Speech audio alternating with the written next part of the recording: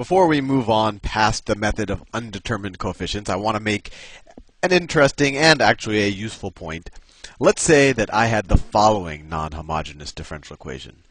Second derivative of y minus 3 times the first derivative minus 4y is equal to, now this is where it gets interesting, 3e to the 2x plus 2 sine of x plus 2 sine of x plus let me make sure that I'm doing the same problems that I've already worked on, plus 4x squared. Plus 4x squared.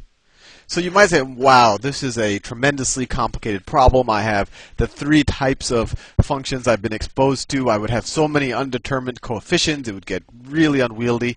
And this is where you need to make a simplifying realization. We know the 3 particular solutions to the following differential equations. We know the solution to second derivative minus 3 times the first derivative minus 4y. Well, this is the homogeneous, right? And we know that the solution to the homogeneous equation, we did this a bunch of times, is c1 e to the 4x plus c2 e to the minus x. We know the solution to, and I'll switch colors just for variety, y prime prime minus 3y prime minus 4y is equal to just this alone, 3e to the 2x. And we saw that that solution, that particular solution there, y particular, was minus 1/2 e to the 2x. And we did that, we did this using undetermined coefficients. We did that a couple of videos ago. And then, let me just write this out a couple of times.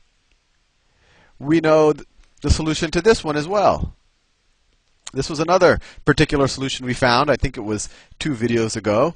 And we found that the particular solution in this case, and this was a fairly hairy problem, was minus 5 over 17 x plus 3 over 17. Sorry, the particular solution was minus 5 over 17 sine of x plus 3 over 17 cosine of x. And then finally, this last polynomial, we could call it, we know the solution when that was just the right-hand side. That was this equation.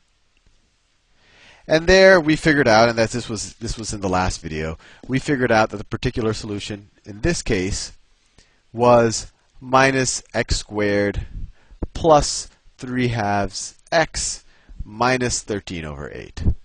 So we know the particular solution when 0 is on the right-hand side. We know it when just 3e to the 2x is on the right-hand side. We know it just when 2 sine of x is on the right-hand side. And we know it just when 4x squared is on the right-hand side. So if we want, first of all, the particular solution to this non-homogeneous equation, we could just take the sum of the 3 particular solutions. And that makes sense, right? Because one of the particular solutions, like this one, when you put it on the left-hand side, it'll just equal this term. This particular solution, when you put it in the left-hand side, will equal this term. And finally, this particular solution, when you put it on the left-hand side, will equal the 4x squared.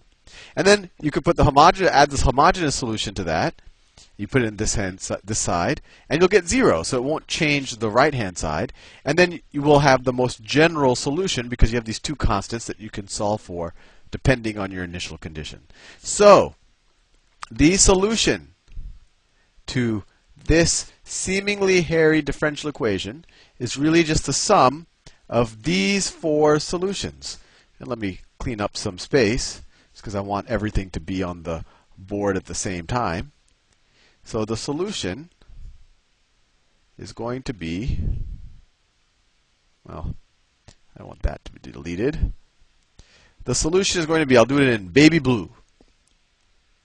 It's going to be the solution to the homogeneous c1 e to the 4x plus c2 e to the minus x minus 1/2 e to the 2x. And I'll continue this line, minus 5 over 17 sine of x plus 3 over 17 cosine of x minus x squared plus 3 halves x minus 13 over 8. And it seems daunting. When you saw this, it probably looked daunting. This solution, if I told you this is a solution and you didn't know how to do undetermined coefficients, you're like, oh, I would never be able to figure out something like that. But the important realization is that you just have to find the particular solutions for each of these terms and then sum them up and then add them to the general solution for the homogeneous equation, if this was a 0 on the right-hand side. And then you get the general solution for this fairly intimidating-looking second-order linear non-homogeneous differential equation with constant coefficients. See you in the next video where we'll start learning another method for solving non-homogeneous equations.